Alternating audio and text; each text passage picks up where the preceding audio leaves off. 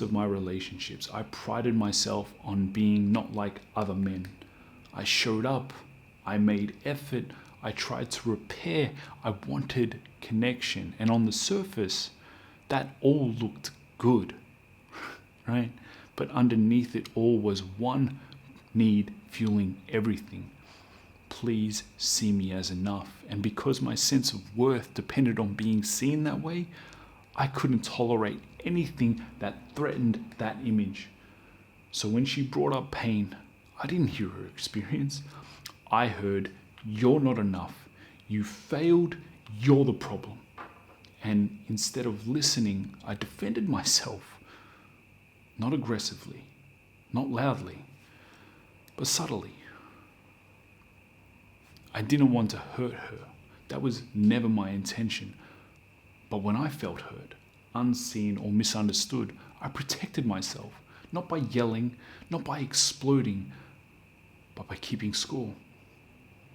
By bringing things up later, not to resolve them, but to defend my position. I told myself I was being calm, that I wasn't fighting fire with fire, that I was being the bigger person. But underneath that calm was frustration. A quiet resentment that said, she doesn't appreciate me. She doesn't see how much I try. And the truth is, that wasn't presence. That was self-protection. This is where the good man becomes dangerous, because his kindness starts to have strings, his effort keeps score, and his calm becomes distance. Here's the part I didn't understand most of my life. My ego cared more about protecting my image than protecting the connection. And that ego wasn't evil, it was learned. It was survival. Growing up, that ego learned how to stay safe, how to be seen as good, how to avoid shame, blame, and rejection. For a long time, that protection worked. But inside a relationship, that same protection becomes a prison, because intimacy doesn't survive image management. Real connection requires presence. It requires vulnerability. It requires being seen when you're not proud of yourself. And this is where the good man gets stuck, because being the good man becomes an identity. I'm patient. I'm understanding. I'm not like other men. And identities don't like being challenged. So when she brings you pain, even pain you never intended to cause, your ego doesn't hear her experience. It hears a threat. The moment her pain threatens your identity, your ego chooses survival over intimacy.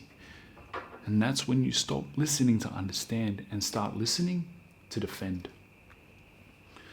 Here's the truth I had to face. As a human being, I will mess up. I will miss moments.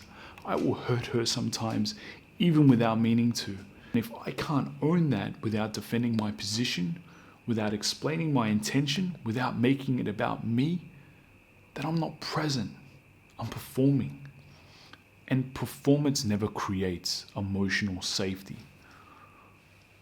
What she wants most isn't perfection. It isn't effort. It isn't you being right.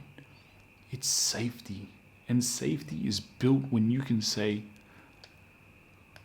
I see how that hurt you. I own my part. I'm here. No defense, no counter story, no image protection. Most men never get here, not because they're incapable, but because facing the parts of yourself you're not proud of is confronting. It brings up shame. It exposes the darker edges. It forces you to sit with discomfort instead of controlling the outcome. But this is where presence begins. And sometimes this matters. Even when you do this work, life doesn't give you the ending you want. Sometimes the rupture is too deep. Sometimes the damage can't be repaired. Sometimes love asks you to surrender control instead of fighting to make it work. If you can't accept that, if you need to force the outcome, that's not love. That's ego, still making it about you. If you're listening to this and thinking, yeah, that's me, here's what I need you to hear. You didn't shut down because you didn't care.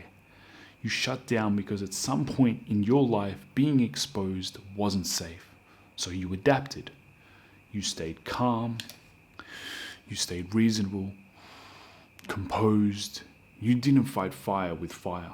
And on the outside, that looked like maturity. But on the inside, it was self-protection. You stored things away. You kept score. You brought them up later, not to heal, but to defend your position. You told yourself you were being fair, that you were being the bigger person, that you were staying in control.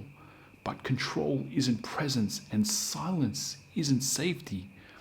That's why she feels you even when you say nothing. She feels the clenched jaw, the tightened chest, the distance behind the calm. Because women don't listen to words first, they read energy. And when your nervous system closes, she feels it instantly. That's why her pain feels like an attack to you. Not because she's attacking, but because it touches a wound you haven't faced. A wound that says, I'm not enough, I'm failing, I'm being seen wrong. So your ego steps in to protect you. It freezes, it explains, it minimizes, it deflects. Not because you don't love her, but because your body is trying to survive the moment. And this is the shift. Presence isn't about being better. It's about being brave enough to stay open when every part of you wants to close. That's where the work is. Not in fixing her, not in winning the argument, not in proving your goodness, but in staying, feeling the sting, letting it move through you and choosing connection over the image you're afraid to lose.